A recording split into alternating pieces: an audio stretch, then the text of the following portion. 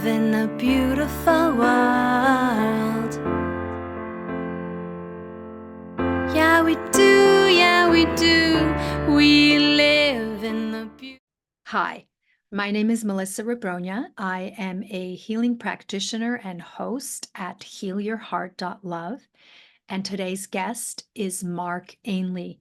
Mark Ainley, founder of Sense of Space, has been a professional Feng Shui consultant since 2001. He has consulted and taught all over the world, particularly in Japan, where since 2003 he has had an active practice both in person and on Zoom. Well known and respected for his practical, easy to grasp approach to Feng Shui principles, he writes, teaches, and consults internationally, bridging the ancient wisdom of Feng Shui with common sense and aligned insights from the latest environmental psychology research. Mark resides in Vancouver, beautiful British Columbia. His website is senseofspace.com. Oh, Hello, welcome, Mark. thank you. Thank you. Can you hear me okay? Yes, I can. Yeah. Great. Mark. So let's start with why can't I call you a Feng Shui master? That's a, I mean, you can do what you like. You can Yes. absolutely say that if you like. I'm not a fan of the term master, even if there's mastery that's involved, because I think there's a built-in hierarchical submission of one's own power in honor or favor of somebody else's. And even if I do have mastery in Feng Shui, and I've been doing this professionally for 23 years, and I was interested in it before I did my training in 2001. Yeah, I have some mastery with this. But when somebody calls me a master, it's kind of like they're deferring, they're handing over authority. And I know that historically that's a lot of how it has been applied, not by everybody, but by some people who, you do what the master tells you to do. Right. And I really prefer a collaborative approach because I don't live in somebody's home. They live there. Yes. And I can give my observations. I mean, it's like any form of, treatment or therapy and, things that you will know as well. You make suggestions, but that person's living their lives. And they're the ones who has to, integrate your information. What I aim to do when I'm giving people suggestions on what to do in their homes is give a number of options, and then we discuss what's going to work for them, and then how can we make this work in a way that fits in with their design sense, with their lifestyle, with their sensibility, with their budget, and all of these kinds of things. So I just try to avoid the use of the term master simply because the immediate connotation is one of power over rather than power with. Absolutely. That makes sense. Yeah. And empowering. Yeah. And, my whole purpose, and, there's a couple of testimonials on my website that, comment on the fact that the clients felt that I empowered them. And I think that's very, very different than the general position of master. Now we could say, maybe Jedi master has a bit of a different connotation. Right. And we can talk about energy flow and chi, as it's talked to as basically the force in Star Wars lore. It's pretty much the same thing. So thanks for asking that question, because I really do tend to avoid using that word. Yeah. Well, and I like consultant. That makes sense. Yeah. And I sometimes use the term facilitator as well, because that suggests making something easier. And that's something that I'm pretty skilled at. I can take, some of the concepts can seem really abstract. I think they're all pretty common sense. And what I'm pretty good at is distilling things down to the bottom line applicable information. People don't need all the background theory. Yeah. So I take all of that and then I just translate it and make it applicable. So I think facilitator can work well also.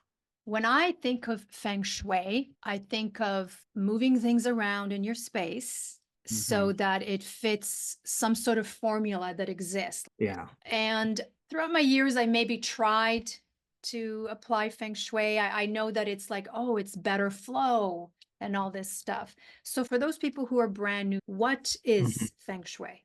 That can be a 2-minute or a hour-long or many hours-long conversation. I'll try to give some highlights. And the challenge can be, though, that Feng Shui is so multifaceted that it's a little bit like when you talk about music and you're a musician. Yeah. So you know this, that what the percussionist or what the main singer or the lead instrumentalist are going to say is going to be very different in terms of what they prioritize and what Right. they hear, well, what's first, what's second, what's third. And yet it all combines and all those elements are built in.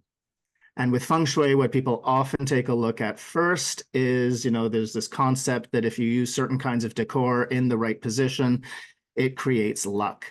Now, I like to avoid Yeah. also using the term luck because I think luck implies accidental. It implies, again, a bit of a hierarchy. And I think that luck is basically what we tend to look at as luck is alignment. Mm-hmm. And I think what Feng Shui helps to do is create some alignment, and there's a number of different ways it applies. The term Feng Shui means air and water, or wind and water. Ah. Feng is, it's the same character, same Chinese character as in typhoon. I mean, typhoon means big wind.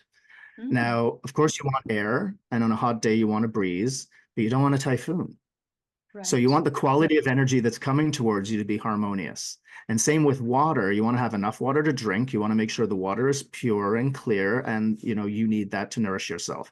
And you won't live very long without air or water, right? A Right. minute or so when it comes to air and water, maybe a week or so. Right. So these are two physical forms of energy of that chi I was talking about, the force for Star Wars fans, that permeates everything. And so we're sort of swimming around we don't see the air, do we? In the same way that fish don't see the water that they're in.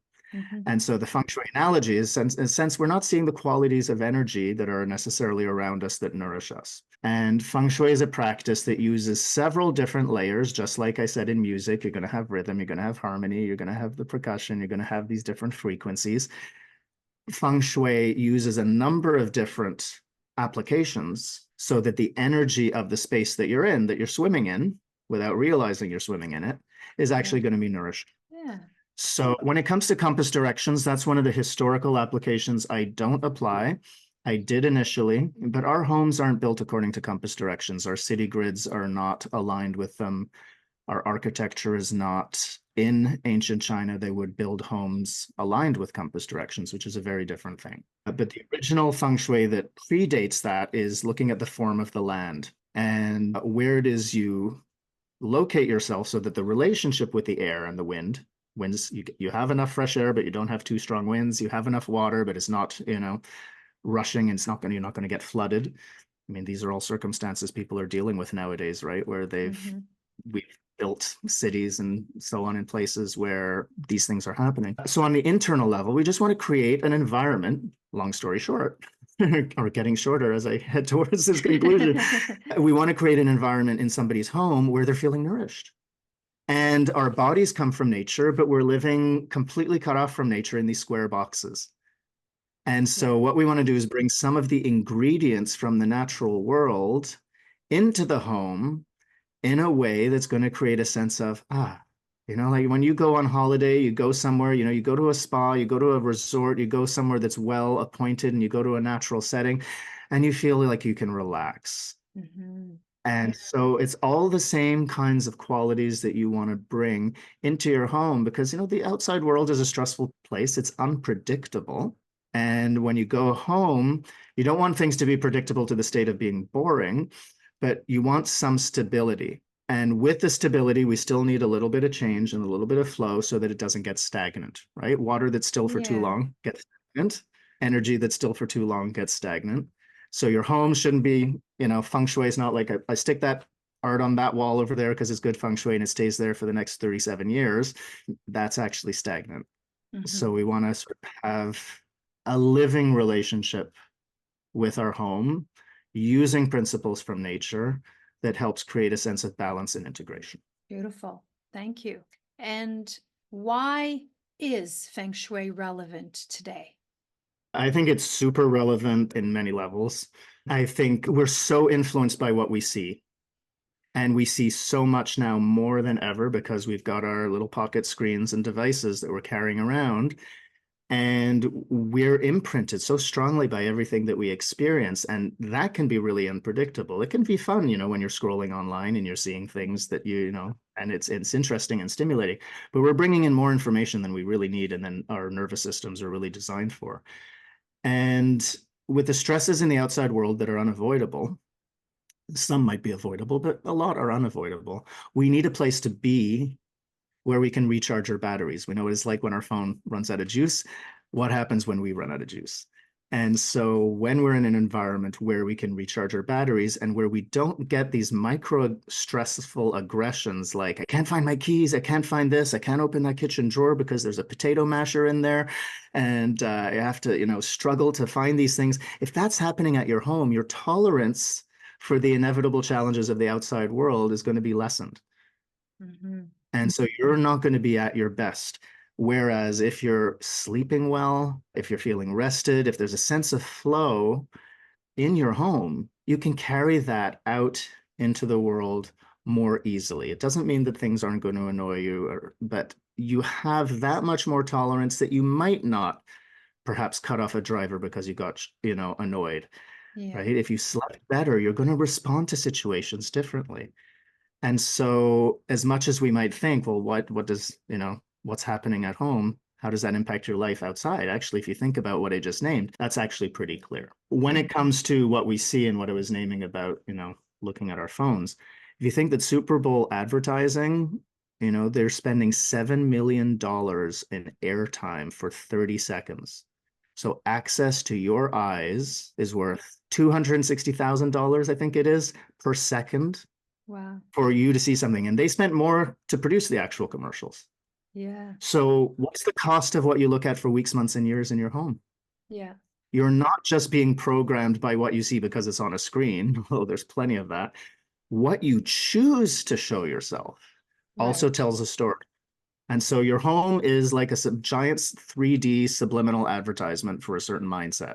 Right. And if you choose wisely, you can be enlivened by your environment instead of feeling a little bit put down by the things that you see over and over again, those little annoyances. That makes sense. And I'm curious about how you work with people. So, say I was interested in you feng shuiing my place. How small and how big could that project be? Like, walk me through what that would look like. I'm just really curious. Yeah, I mean, it depends on, the size of space. It depends if we're in the same city or not. I've been doing distance consultations since before Skype when I had Right. clients in Japan who would mail me photos and we would do it on the phone. So it's, and, Right. that couple actually, they're still my clients. We've designed like 3 homes and 2 offices and so on together. So this stuff works. So generally what I want to find out is, what's your goal? How are you living already? That's the first step. Like it's anybody who approaches a feng shui consultant, they generally have some aspirations for the future, or there might be a challenge that they're looking to fix, because feng shui has a reputation for helping people align issues or help circumstances improve as there's more flow. Right. So we discuss those, and then we take a look at, are you just looking at redecorating? Are you looking at actually renovating? Are you looking at going as much as painting and buying new furniture? Or is it just a matter of moving things around? Because that's going to be all different, and they're all absolutely doable. I generally suggest 2 hours, even if I'm working with somebody who's in a 1-bedroom apartment and if they're just moving stuff around, because it takes time to discuss all of the possibilities. I like to move things around in the moment. So if I'm there in person, we might experiment and just see, hey, is this going to look better over here or there? And we discuss, and it's collaborative. We also do that on Zoom, although you don't have my 2 hands and legs to help sort of move things for you. Right.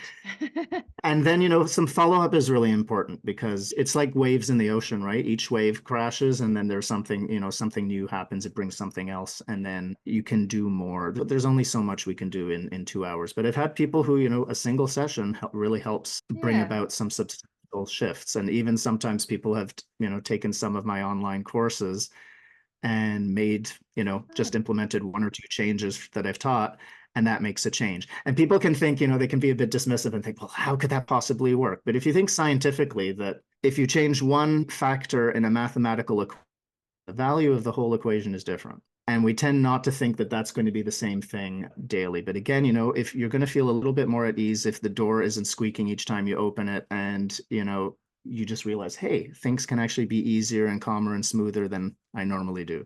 Or if you're looking at Aunt Gladys's tea set every day and you really didn't like Aunt Gladys, but you're keeping it out of you're keeping it out Right. of obligation. And Right. then you're reminding yourself every time you do that, it's like, I'm willing to put up with stuff I don't like. And then all of a sudden you decide to showcase something that you do like. And you're like, oh, you actually get a little boost of energy. It's like getting you get your little dopamine hits, like, you get your Facebook likes or you get your whatever, you get your clicks, and you're giving yourself clicks Yeah. by, from the environment that you're in. All of those little things, one change can make a difference.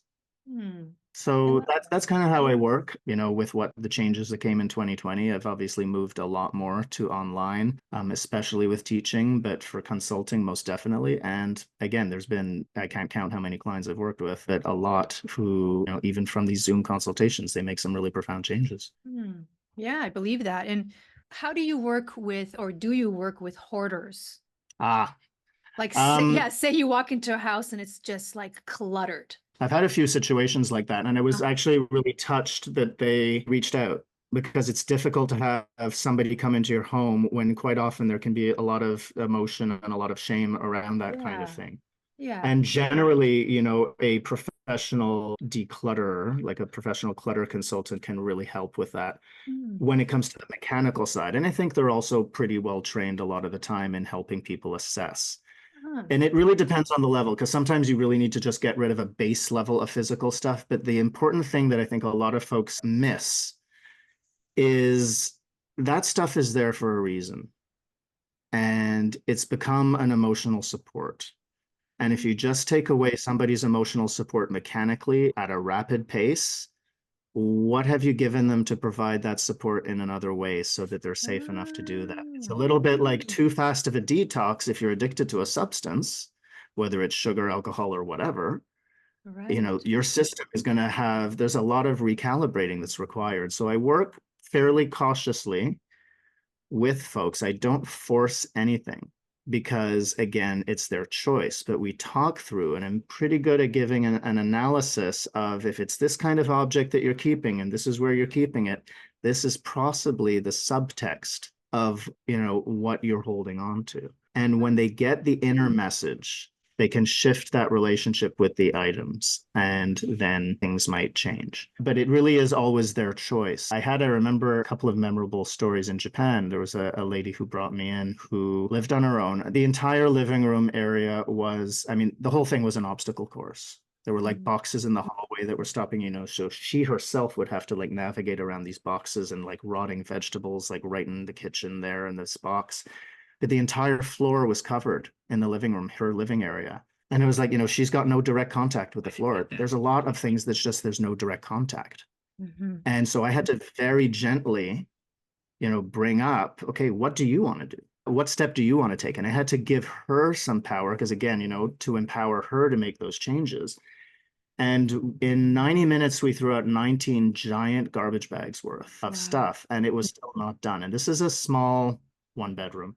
Wow. But we set up an action plan. We got a couple of things in the wall. So there would be, she had some pieces she hadn't put up that would be motivating for her and uplifting. And she was in touch afterwards and said, she'd really managed to do a whole lot in a lot less time.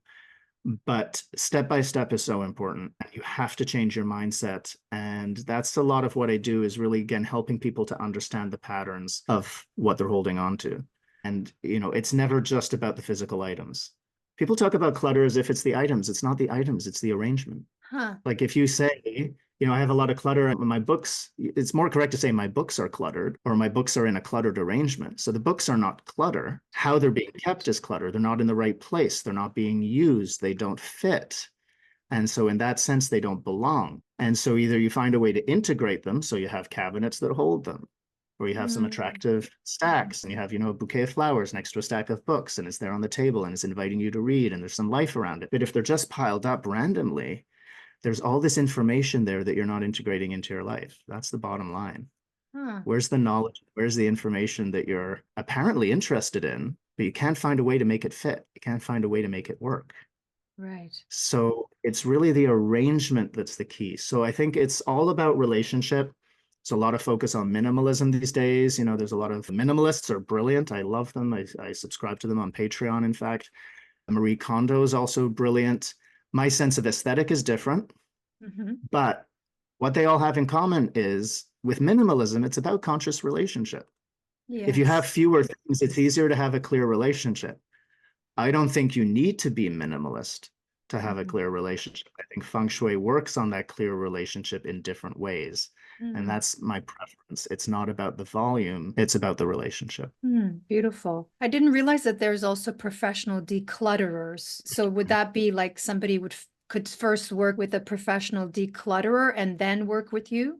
Absolutely. And they can work with me first. And, I've had a number of professional organizers who've taken my trainings, who I've sometimes worked with on consultations, because there's a synergy that happens because of the different templates that Feng Shui can use. I can give a different kind of read of the overall story of Right. their stuff. And the declutterer, and the professional organizer can help them go through the mechanics, also repeat some of those questions. And they've got their own insights because they've got their own training and expertise as well. But I think the Feng Shui definitely gives an extra twist that I think can really help. I love that. And how do you recommend people get rid of stuff? Take it to Goodwill, throw it in the garbage, recycle, just like say you have like stuff. Yeah, I think it's really important. I was thinking about that with this lady in Japan, in fact, because, she had a ton of stuff. And it was within a year or so of the big tsunami in Japan, I remember. And I was thinking, oh, are we going to donate some of this or so on? But, everything was pretty dirty and so on. I was just like, we just need to get this. In that case, it was just a matter of just need to dump it. But I always think that the level of recycling, when we think there's people in need, if there are items that can be gifted, absolutely, Goodwill, charity donations, and so on, anything for immigrants or anything for people who are disadvantaged in any way, I think it's absolutely a great way to do it. But there are some things that just need to go. And it's really unfortunate. For my parents, books was always the hardest thing to get rid of. And when my second parent died, we were left with a ton of books, and bookstores are not taking them anymore because there's a whole generation of people that are dying off, and it's like the bookstores are full. And so we actually donated to the hospital because they have, these book carts that go through, and it's both for the patients and for those who are visiting their loved ones. And it was the most wonderful way to feel that, there was so much appreciation, and just knowing we took it to one of the hospitals that my father had done his, some rehab at. And it was a beautiful way to pass on something, in a meaningful way. My father also did quite a beautiful thing after my mother died. We were like, what are we going to do with her clothing? He selected some of the finer items, thinking of my mother's friends, and said, I'm going to give this scarf to so and so, I'm going to give this blouse to so and so. And he had a one-on-one, meeting with them, and gave something like that. And then the rest of the items we gave to a charity that's for women who are, I think it's called Dress for Success, women who are going for interviews for jobs, but they might not have the clothing that would be interview appropriate or work appropriate. And so we donated the rest there. So I think if you have the time and if you can do that, that kindness that you're giving to others who don't have what, who can really use and appreciate what it is that you already used and appreciated, but that's not current for you. I think there's something quite wonderful that can come from that. Yeah. And how would you find those? I guess if you live in a different city, just Google it. Just look them up. I mean, you Look it can up. look up, would just Google charity donations and just sort of see and look for the items. I mean, isn't it amazing? I started doing this before Google was really a thing, Right. I'm like, Google it. Look online. You remember internet when it was like, we would check our email not even every day. It was it was a very different time. You can find that, and also you can put it out to your friends. I'm a member of some neighborhood groups on Facebook, some buy nothing groups, and I think it's wonderful. I just gave away an item recently, and it was just like, I've had this for long enough, and it was this Galileo thermometer. It was really quite beautiful, but it was just like, I'm kind of done with it.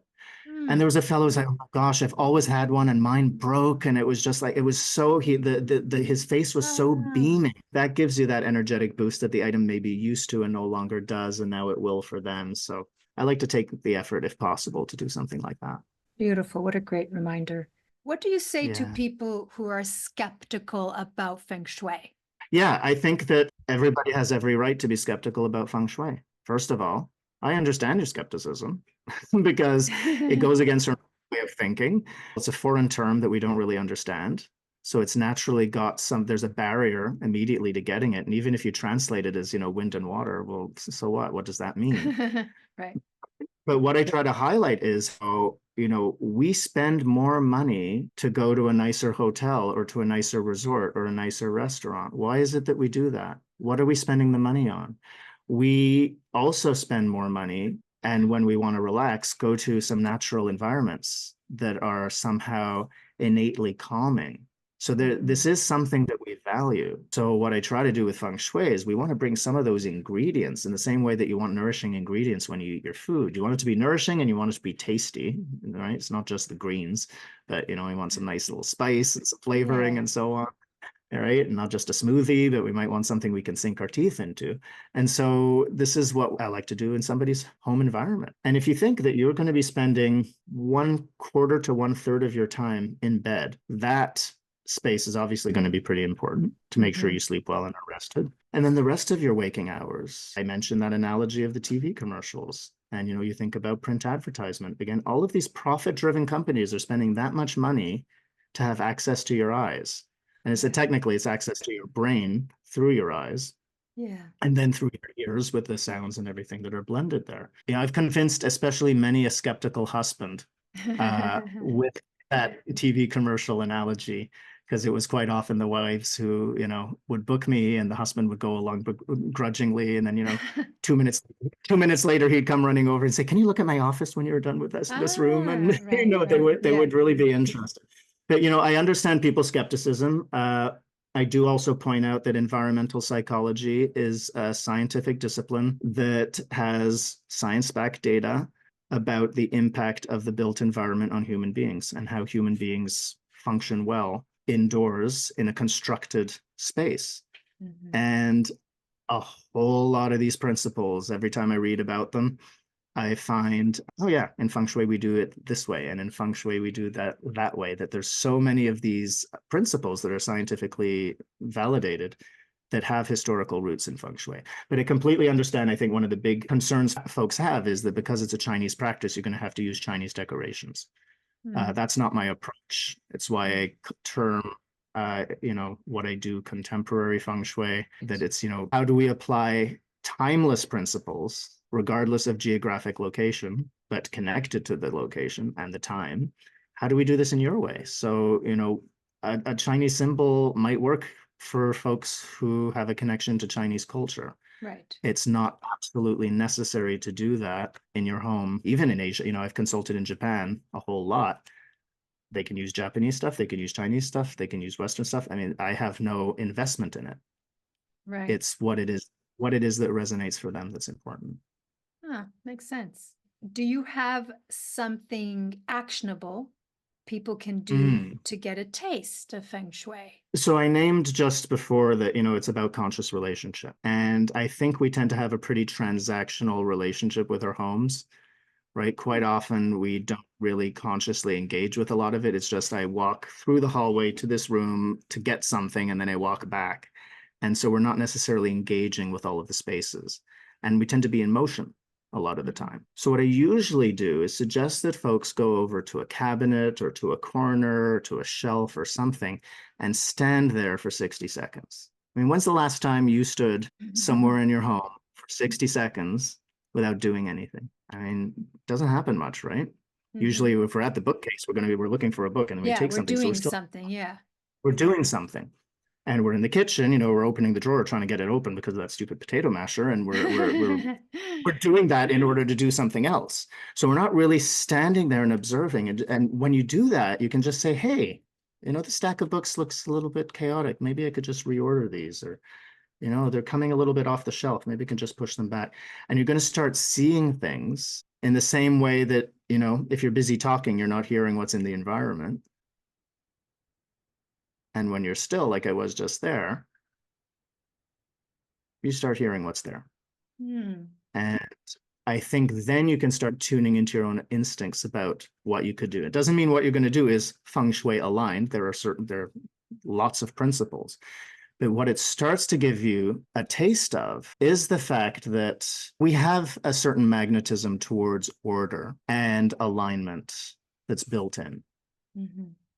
And if we take the time to listen to the conversation, your home is speaking to you all the time, and you can sort of put your hands on your ears and go la la la la la, which we do when we're really busy. But if you stop doing that and you just listen, you might say, hey, this bookcase of mine is feeling a little overloaded, feels a little heavy. If that was me, how would I feel? It's carrying a little too much. I might feel like I'm carrying too much. Maybe I could lighten the load a little. Yeah. So you start to engage in a little bit more of a symbiotic relationship with your home. So that's the kind of basic thing that I look at as a starting point. I think that's really easy. And I'm not telling you do this, do that. Really, you get to tap into your own instincts of what you could do. Makes sense. Thank you for that. I have this knowing to have the toilet seat closed. That's totally feng shui. Okay. And yeah, and I'll explain why. I mean, there's a couple of stories about it, but I'll name it's also, when we say that's feng shui, I mean, the thing is that I've had so many clients who said, oh, this is feng shui, it's just common sense. And I think most feng shui really is, most applicable feng shui is. I like to say that feng shui rhymes with function.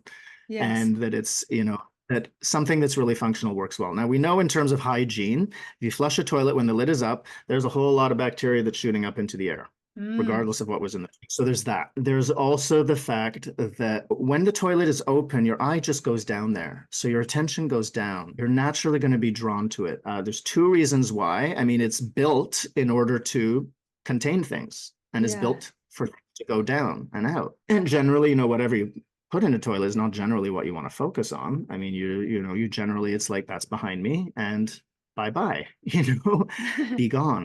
So when it's open, your eye just kind of your eye goes down. For most people, when they look down, their posture goes down. So there's this kind of draining level. And then if you want to get more into the 5 elements of feng shui, which is, the 5 natural physical forms of energy that physical matter can take. We have water, wood, fire, earth, and metal. And of course, we all have examples. Most of us, we're going to have examples of those things in our home. Yeah. One of the principles of water is it flows downwards. So, I've got my teacup over here, and if I were to tilt it a certain way, the liquid would just flow down. That's just the direction it naturally goes in. So when the toilet seat is open, your eye goes down, and you're drawn to that magnetic nature of water that's going to go down when you flush it. So there's this downward pull. And when you close the lid, there's a stabilizing effect that happens. And so, one of the things that I like to do in washrooms, if there's space on the wall behind, is to put an attractive work of art or a plant or something on the back of the toilet tank or something, so that there's some energy that's going up that provides a complement, and a balancing, mitigating effect. It's not that down is, you want the toilet to flush when you want it to flush. You just don't want that downward flow to be dominating all the time, just as needed. Consider that if you've got a shelf behind, or if you've got a wall behind and you can put something there, your attention then stays horizontal, and then the water will do as it's needed. Both can coexist simultaneously. I love that. Right. That makes So not everything needs to go down. That's one of the reasons why I also don't really like blue washrooms or blue towels or so on, because that blue symbolizes water, and then the whole feeling is that everything's going down. As opposed to, having something that's opposite. So I think it's one of the deepest learnings of feng shui, that when you were saying, why do we need this today?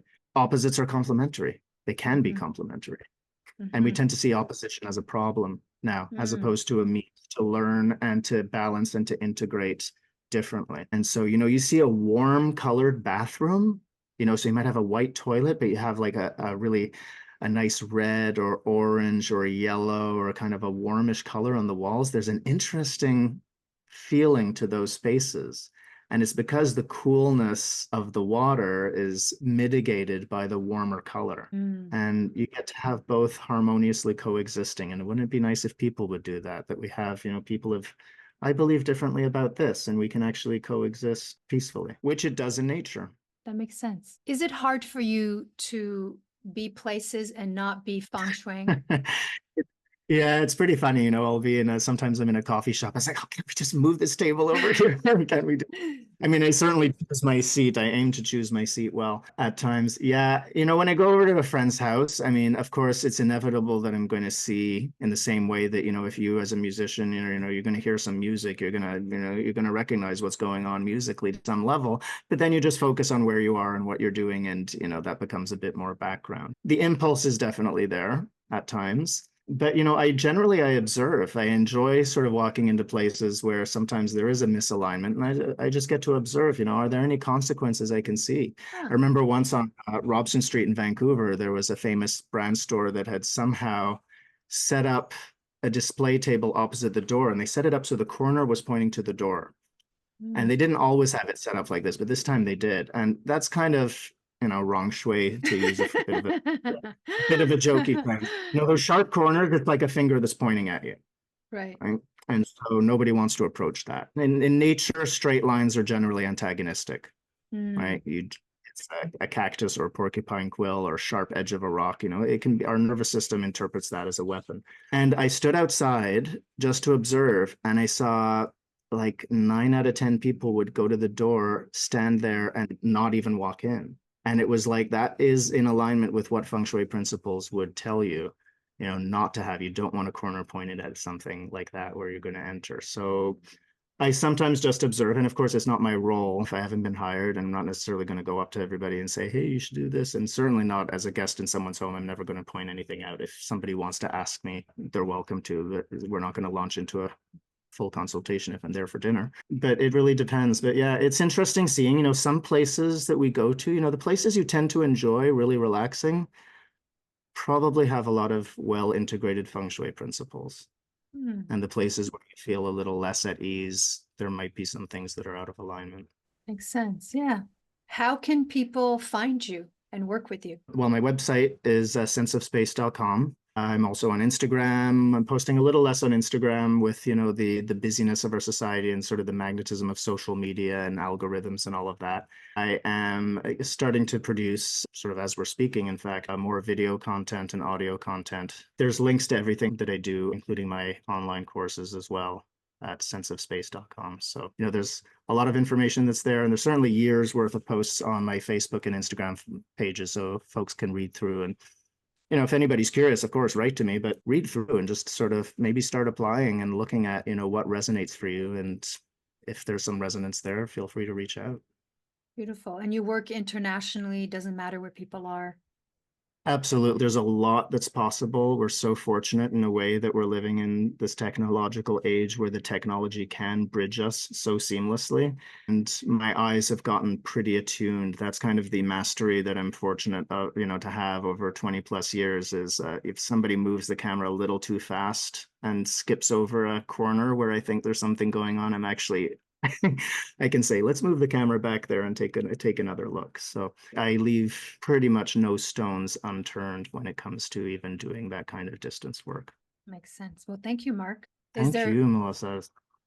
Yeah, is there anything that you'd like to share that we haven't touched on that you'd like people to know about you or feng Yeah, shui? as much as I joke with that expression wrong shui, I would really encourage folks to approach their homes and to approach also anything like feng shui or any kind of practice like that off of a right wrong framework and not to be so fearful, to really be interested and curious. I think it makes a real difference to how it is that your home is going to feel. And I think there's so much pressure nowadays, with all the HGTV and all these Instagram reels and everything, that everybody wants these hyper organized, militaristically organized plastic containers in their kitchen, which for me is not very relaxing or inspiring. It just feels like a stock room. And if you like it, that's great. I want to encourage folks to really think about what they want their home to feel like and to consider color, because I think this is what's missing from the conversation. There's a Washington Post feature from last year that's indicating that, this emphasis on monochromatic stuff that we see in HGTV and in design studios and so on. And I know it from my feng shui practice and environmental psychology. These spaces are making people depressed.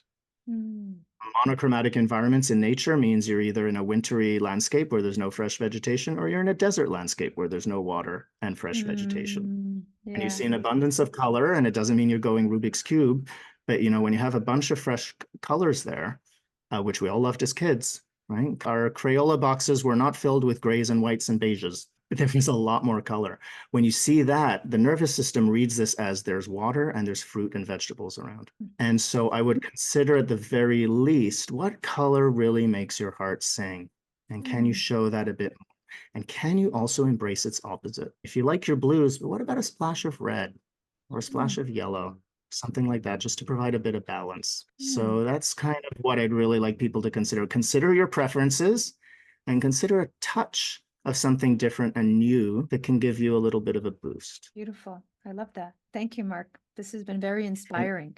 Thank you so much, Melissa. And I love the screen that you've got behind you as well, because it's we have all this beautiful color and all these shapes that are non-linear and so on. And so, that's what I encourage for everybody, right? Just to let your space reflect you. Thank you. Yeah, this is literally my favorite colors with a splash of something different. Well, there we go. Yeah. Awesome. Thanks so much for the invitation to speak with you. Thank you. We live in a beautiful world.